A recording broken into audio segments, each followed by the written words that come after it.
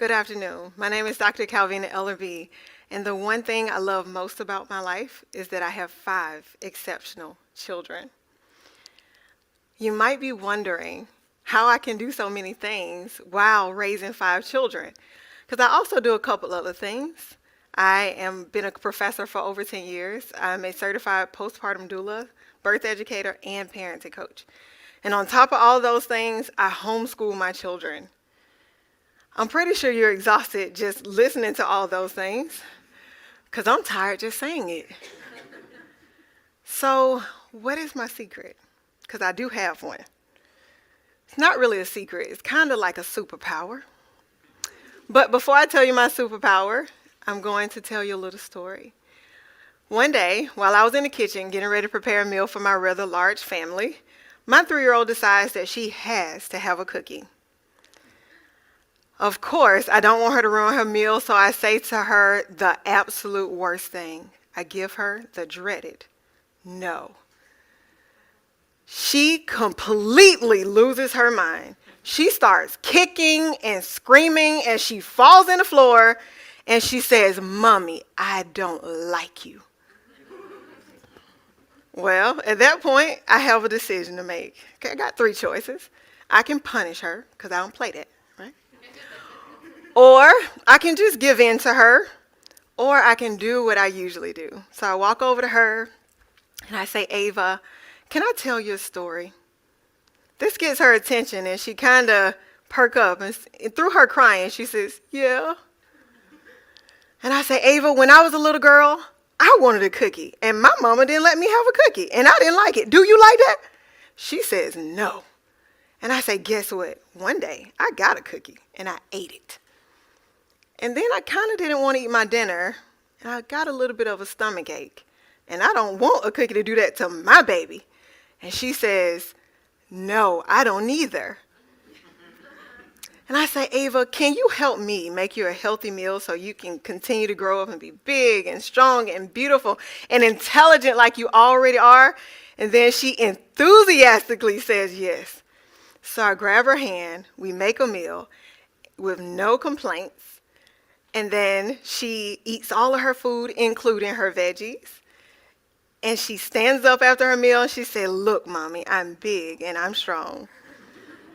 And I say, "Ava, if you came to my house, you would notice a little girl who would stand up and say, eat all her veggies and say, 'I'm big and I'm strong.'" From this story, you can notice I did 3 things. I affirmed her experience. I aligned my experiences with hers, and then I enlisted her in doing something that was good for her. So, what is my superpower? I am the child whisperer. My goal today is to disabuse parents of the idea that parenting is just overwhelming, exhausted, difficult experience. If you listen to parents sometimes, it just sounds like it's terrible. Parenting can be wonderful. It can even be fulfilling, and I get to experience that every day. And I want every parent to experience that. And so I'm going to share with you 4 ways that you too can become a child whisperer. The first thing you need to do to become a child whisperer is to treat parenting like a career. I know, this might sound a little counterintuitive at first, but let's think about it. When you want a career, you do some things, right? You educate yourself. You learn about the position you want to learn about, you want to take. You gather some skills. And then when it's time for that job interview, you show up and you want to demonstrate that you understand the needs of that company. You might say, "I've noticed that you guys are only making 5% profit in this division. I believe with my skills, I can get you to 15%. You want to demonstrate mastery, or at a minimum, a willingness to learn. But when it comes to children, we tend to say things like, "It's the luck of the draw. You might get a good one, or you might get a bad one." Could you imagine us saying that about our careers? Get a good one or a bad one? We should treat parenting the same way we treat our careers. Take the time to understand what it takes to be good at it. Educate yourself, learn the skills that are required, and learn about children. So there's a couple things you're going to want to learn. There's 2 things I want to focus on today. The first thing is understand child diversity. The second thing you want to understand is child development, right? You want to learn about children. The first thing is a very simple point. understand that every child is different. In our careers, we know how to interact with the adults depending on their position, their personality, and the way they kind of operate with things. We know what to do. But when it comes to children, I've literally heard parents say things to their children like, "You're nothing like your brother or your sister." If I was that child, I would say, "Yeah, because I'm not them." Have you noticed? So we should do the same things. We should actually take the time to understand they're different. I have 5 children, and they have 5 different personalities. I have rule followers, I have rule breakers, and everything in between. And so it's important for me to understand their differences and interact with them accordingly. The second thing I mentioned that you should pay attention to is child development. Actually educate yourself and learn about children.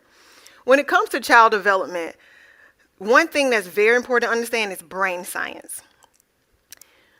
Our brains emit electrical charges that we call brain waves. Those electrical charges are categorized into 5 groups. We have delta, theta, alpha, beta, and gamma waves. Delta waves are the slowest recorded human brain waves that exist, while gamma waves are the fastest recorded brain waves that exist. From about 0 to 2 years old, children are literally only operating in delta waves.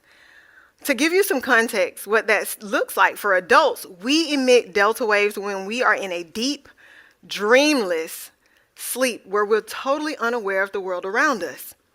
So imagine at 0 to 2 years old, we literally are, if you pay attention to babies, what you notice is that they're barely aware. They're kind of just looking around. They don't have a lot of control over their bodies. They're not really sure what's going on. But they're here and they're not fully conscious yet. Even after 2, we only move up to theta waves. And theta waves is the waves that we emit when we're somewhere in between sleep and awake. This is a dreamlike state where we're our most creative and our most imaginative. So you might be surprised to know that from about 0 into 7 years of age, children are literally in hypnosis. They are in a hypnotic state where they are not fully conscious. And they are easily influenced by suggestion. Children learn extremely fast during this time. I'm pretty sure you've noticed. Because there is no barrier to them receiving information.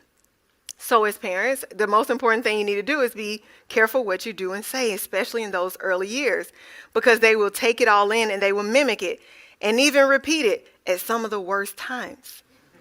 If you're a parent, you know exactly what I mean. So it is very important to understand how children are processing the world so that you can have a first-class ticket to being a child whisperer.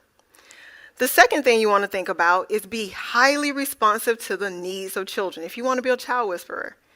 Let's think about the womb. The womb is the perfect environment for development. Inside the womb, a baby doesn't have to cry to be fed. Nutrition is already available. A baby doesn't have to reach out to be held.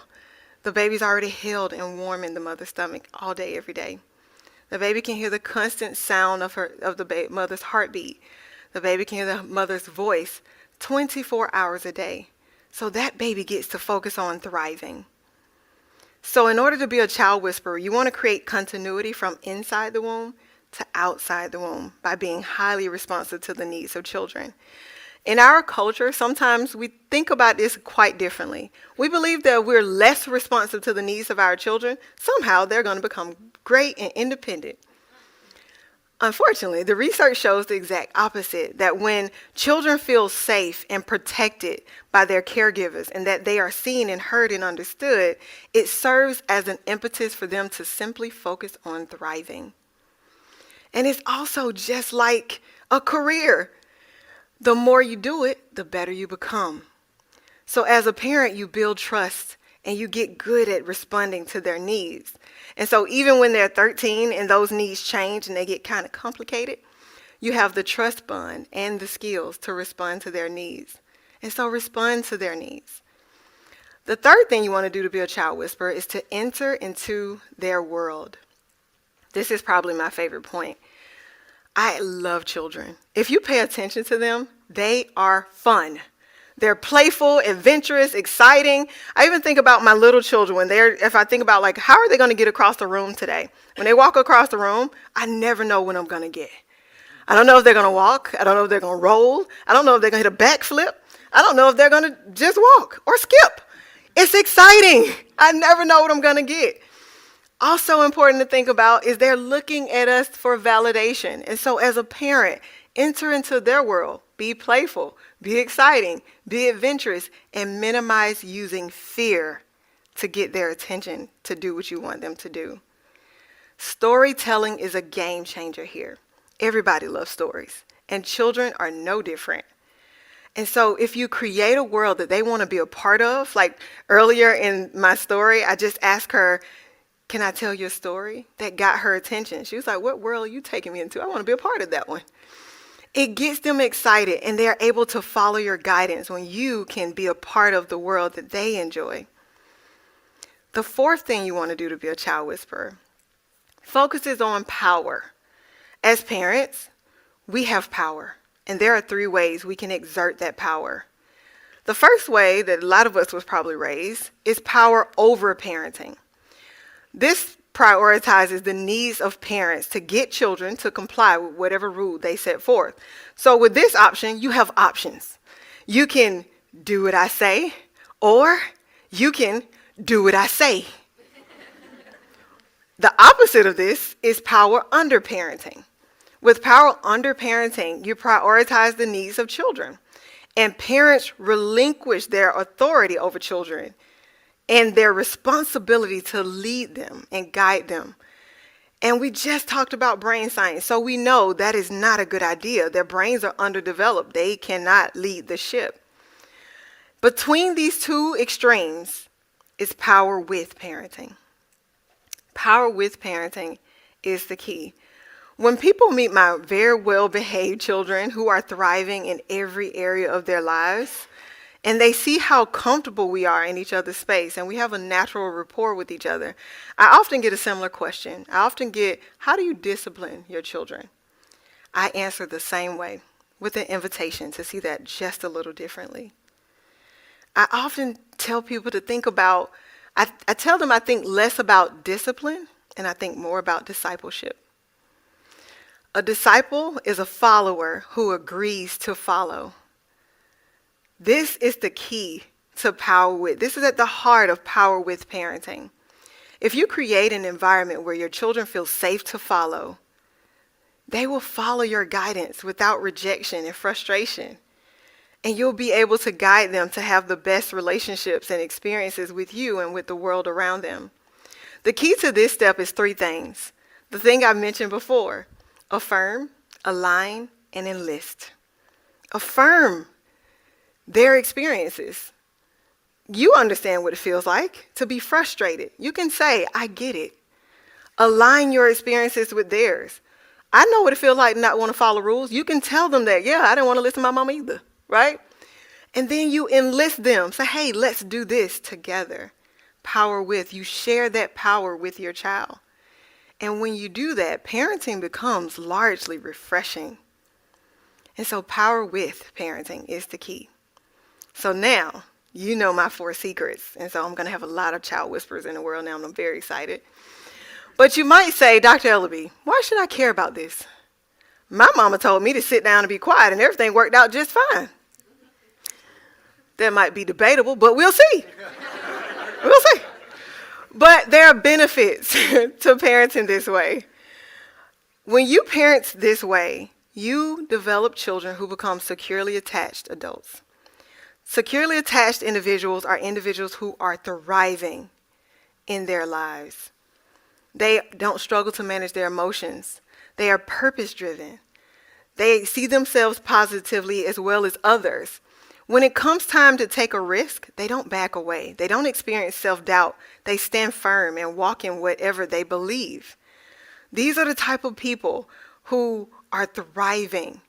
This is the gold standard for parents, the gold standard. This is the gold standard for parents. This is what we all want for our children. We all want our children to grow up and thrive in adulthood. We don't want them to be struggling and in need. And if you raise your children to be securely attached, that is what happens. So on top of all the research, I was raised to be securely attached, and I'm so blessed for that. And so when it comes time for me to accomplish my goals, I don't back away. I don't question my abilities. The laundry list of things that I read to you in the beginning, or I said to you in the beginning, was because I'm not afraid to stand in my power. Even in the most stressful situations, I am comfortable and confident and able to manage those emotions. And now, I am blessed to be raising my children to be securely attached. If we, as a society, as a world, could all be willing to be child whisperers, we can have a healthier, better society for all of us. Thank you.